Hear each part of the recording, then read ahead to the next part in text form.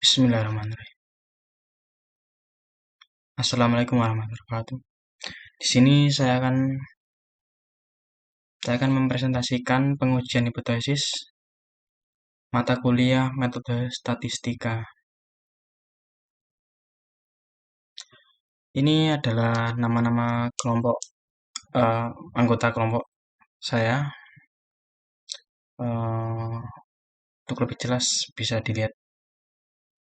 Oke, definisi statistik adalah ukuran yang dikenal pada sampel seperti rata-rata, simpangan baku, varian, korelasi. Hipotesis berasal dari bahasa Yunani yakni hupo berarti lemah atau kurang. Tesis berarti teori.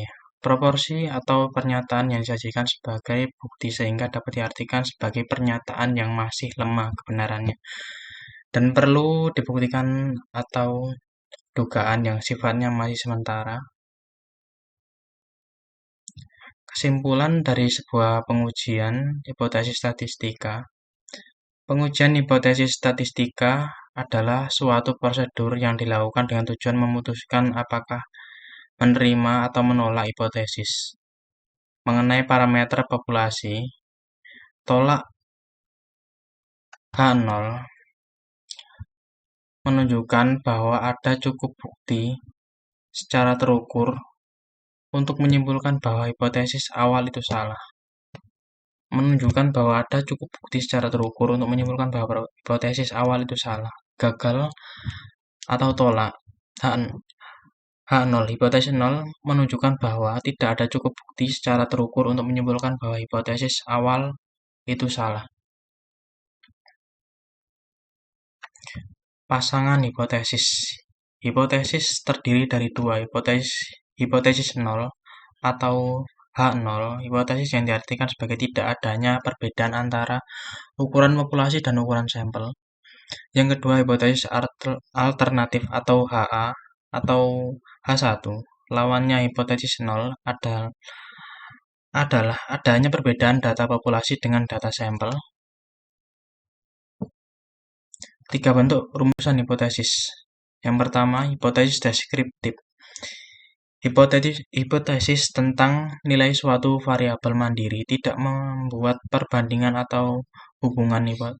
Yang kedua, hipotesis komparatif. Pernyataan yang menunjukkan dugaan nilai dalam satu variabel atau lebih pada sampel yang berbeda. Hipotesis hubungan asosiatif. Pernyataan yang menunjukkan dugaan tentang hubungan antara dua variabel atau lebih. Ciri-ciri hipotesis yang baik. Ciri-ciri hipotesis yang baik adalah yang pertama, hipotesis harus menyatakan hubungan. Yang kedua, harus sesuai dengan fakta. Yang ketiga, harus sesuai dengan ilmu. Yang keempat, harus dapat diuji. Yang kelima, harus sederhana. Yang keenam, harus dapat menerangkan fakta. Prosedur pengujian hipotesis. Yang pertama, menentukan formulasi hipotesis. Hipotesis 0 yaitu H0 dirumuskan sebagai pernyataan yang akan diuji. Rumusan pengujian hipotesis hendaknya H0 dibuat pernyataan untuk ditolak. Hipotesis alternatif atau tandingan HA atau H1 dirumuskan sebagai lawan tandingan hipotesis 0. Bentuk HA terdiri atas H titik koma Q sama dengan Q0. HA titik 2 Q lebih dari Q0. HA titik 2 Q kurang dari Q0. HA titik 2 Q sama dengan Q0. HA titik 2 Q tidak sama dengan Q0. Tidak ada ya. Prosedur pengujian hipotesis. Menentukan nilai uji statistik ada dua, yaitu uji hipotesis satu rata-rata atau yang kedua uji hipotesis dua rata-rata. Membuat kesimpulan. Pada pembuatan kesimpulan merupakan penetapan keputusan dalam hal penerimaan atau penolakan hipotesis. normal yang sesuai dengan kriteria penguji. Ya. Contoh soal. Di sini ada sebuah contoh soal. Suatu pabrik susu merek Golden Mayer Milk melakukan pengecekan terhadap produk mereka.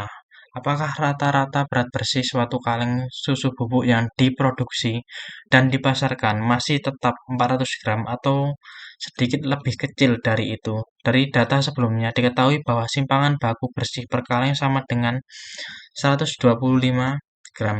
Dari sampel 50 kaleng yang diteliti diperoleh rata-rata berat bersih 375 gram. Dapatkah diterima bahwa berat bersih rata-rata yang dipasarkan tetap 400 gram? Ujilah dengan taraf nyata.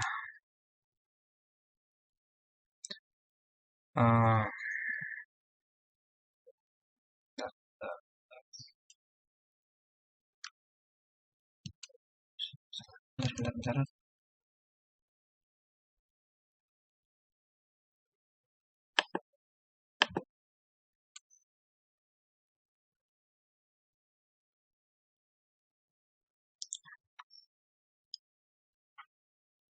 Di sini ada penyelesaian diketahui N sama dengan 50, X sama dengan 375, Sigma sama dengan 125.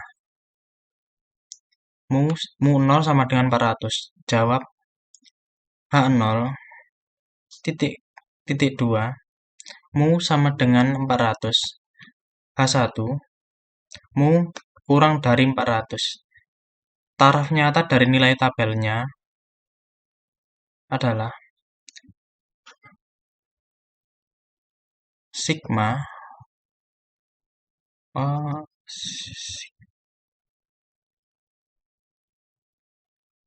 alfa sama dengan 5% sama dengan 0,05. Z 0,05 sama dengan min 1,46. Pengujian di sisi kiri.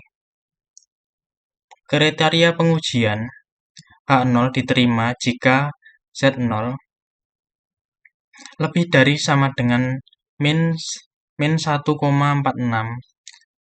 H1 ditolak jika Z0 kurang dari min 1,46. Uji statistik. Z0 sama dengan X per mu 0 per sigma per 1 per sigma per akar N sama dengan 375 dikurangi min 400 per 125 akar 50 sama dengan min 141. Jika masih perlu pengujian yang lebih akurat bisa diuji sendiri.